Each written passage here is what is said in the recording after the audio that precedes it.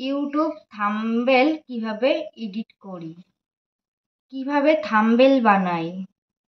তো তোমরা সেটাই আমার কাছ থেকে অনেকে জানতে চেয়েছিলে যে আমি কিভাবে আমার ব্লগ চ্যানেলের থাম্বনেল এডিট করি বা বানাই। তো সেটাই তোমাদের সামনে আমি আজকে নিয়ে এসেছি যে আমি কিভাবে ইনশর্ট দিয়ে আমার থাম্বনেলটা বানিয়ে থাকি, সেটাই তোমাদের সাথে শেয়ার করব। তো পুরো ভিডিওটি দেখার অনুরোধ রইল। আশা করছি ভিডিওটি তোমাদের সবার হেল্পফুল হবে। আর পুরো ভিডিওটি দেখবে, কেউ স্কিপ করবে না। একটু স্কিপ করলেই কিন্তু মিস করবে যে আমি কিভাবে এডিট করছি বা কিভাবে লিখছি। তো পুরো ভিডিওটি দেখার অনুরোধ রইল। সবাইকে জানাই শুভ সকাল। কেমন আছো সবাই? আশা করছি সবাই ভালো আছো এবং সুস্থ আছো। আজকের ভিডিওটি শুরু করি। Let's go start. শুরু করা যাক। প্রথমে আমি চলে এসেছি, এখানে হচ্ছে আমার অ্যাপস যেখানে আছে সেখানে। তো এখান থেকে আমি ইনশর্টটা নিয়ে নেবো। আর তোমাদের যার যার ফোনে ইনশর্ট ডাউনলোড করা নেই, অ্যাপসটা তোমরা ডাউনলোড করে নেবে। নেওয়ার পরে এখানে তিনটে অপশান আছে দেখবে, ভিডিও, ফটো এবং ক্লিক। তো এখানে চাপ দেবে। দেওয়ার পরে এখানে তিনটে অপশান আছে, তোমরা যেভাবে তোমার থাম্বনেলটা আর কি সাজাতে চাও সেভাবে নেবে। তো আমি সবসময় এই গ্রেড এইটা দিয়েই কিন্তু আমার থাম্বনেল এডিট করে থাকি। আর এখানে দেখো কি বলেছে, 1টা থেকে 9টা ফটো দিয়ে তুমি তোমার থাম্বনেল এডিট করতে পারবে। তো অতগুলো তো দিলে ভালো লাগে না, সবসময় একটু কম দেওয়ার চেষ্টা করবে। 4টে কি 5টা দেবে, দেখবে ভালো লাগবে দেখতে। তো তারপরে আমি এখান থেকে ফটোগুলো চুজ করে নিচ্ছি। নেওয়ার পরে এখানে রাইট চিহ্নই ক্লিক করছি। ক্লিক করার পরে এখানে দেখবে এই যে এখানে তোমাদের এই যে এখানে তুমি যেমন শেপে আর কি নিতে পারো তোমার এই ফটোগুলো, তোমরা তেমন শেপেই নেবে। দেখো এখানে অনেক ধরনের শেপ আছে। তো তোমরা যেভাবে তোমার শেপটা পছন্দ হবে তোমরা সেইভাবেই নেবে। আর তোমরা যেভাবে কিন্তু ফটোগুলো সাজাবে সেভাবেই কিন্তু তোমাদের ঠিক আসবে এগুলো। তো এখান থেকে নিয়ে আমার এটা বেশ ভালো লাগলো, তোমাদেরকে দেখানোর জন্যই কিন্তু আমি এটা করছি। তারপর এখানে রাইট চিহ্ন ক্লিক করার পরে এখানে বর্ডারটা আসবে। তো বর্ডারটা দেখো এখানে কম বেশি তোমরা করতে পারবে, তোমাদের যেমন ভালো লাগবে তোমরা তেমন করে নেবে। তো আমার দেখো আমার এরকম অল্প বর্ডারই ভালো লাগে। আর তারপরে এখানে তোমরা সাইজটাই করে নিতে পারবে বড় ছোট।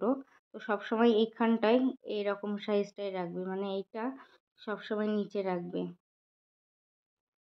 আর এই যে এটা হলো এই কর্নারগুলো গোল শেপ হচ্ছে বা লম্বা চৌকো শেপ হবে, এগুলো তোমরা তোমাদের পছন্দ মতন করে নেবে।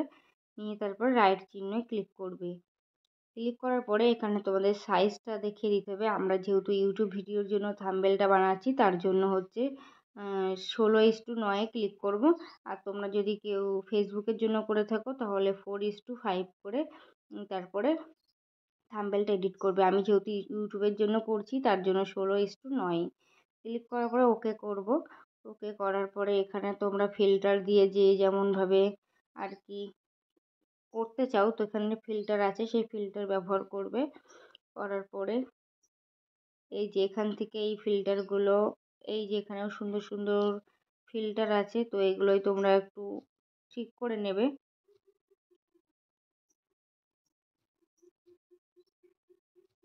তোমাদের যেটা ভালো লাগবে তোমরা সেইভাবেই কিন্তু কালারটা চুজ করবে।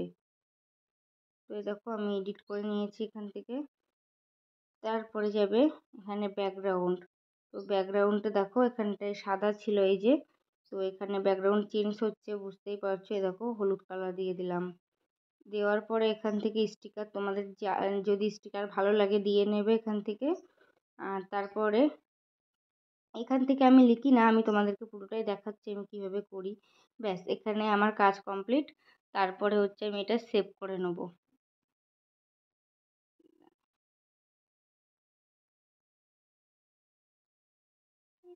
এই যে দেখো এখানে সেভ হয়ে গিয়েছে এই যে।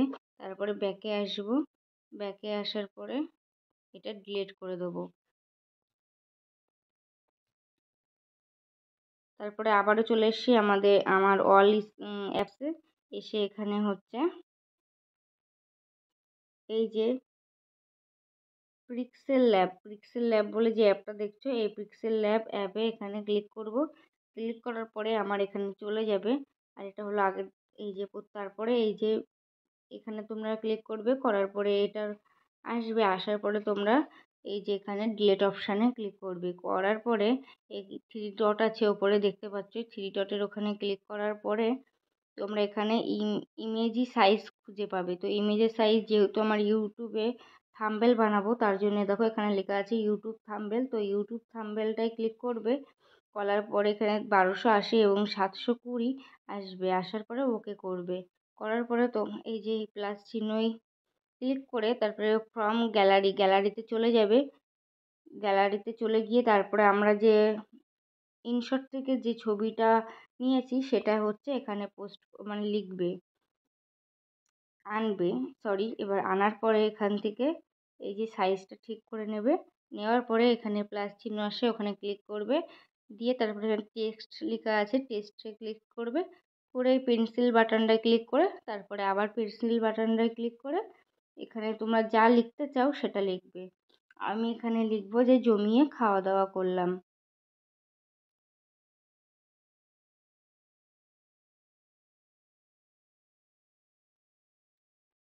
দাওয়া করলাম। তো আমি এটাই লিখবো, লেখার পরে এখানে ওকে করে দেবো, করে দিয়ে তারপরে হচ্ছে এখানে রেখে এই যে যেটা আছে ওখানে দিয়ে তোমরা এখান থেকে এডিট করে নেবে। সাইজটা একটু বড় করব, এই যে সাইজটা একটু বড় করে নিলাম।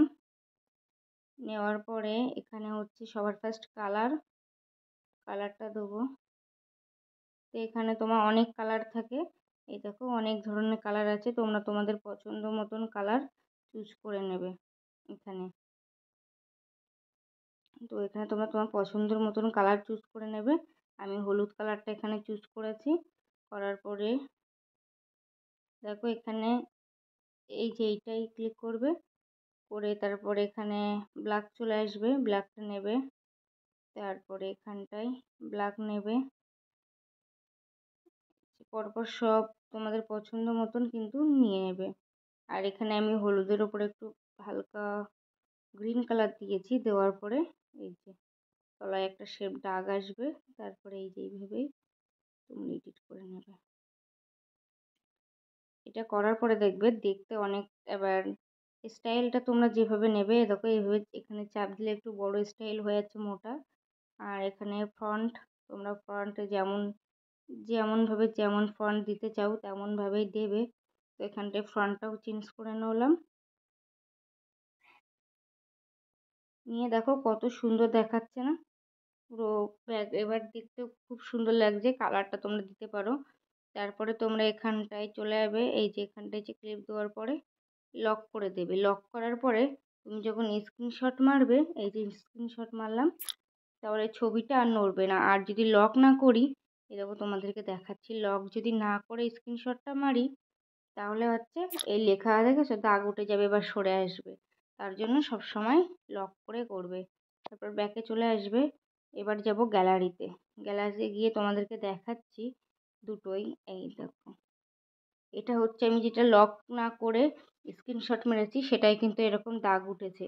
আর এটা দেখো পুরো লক করে সুন্দরভাবে স্ক্রিনশটটা মারলাম। তো কোনটা ভালো হয়েছে তোমরা দেখেই বুঝতে পারছো। আর আশা করছি তোমরা এই ভিডিওটি বুঝতে পেরেছো, এইভাবেই তোমরা এডিট করো। আর ভালো হবে এইভাবে থাম্বনেলটা দিলে আর কি ভালো হয়। তো আজকের ভিডিওটি এই পর্যন্তই থাক।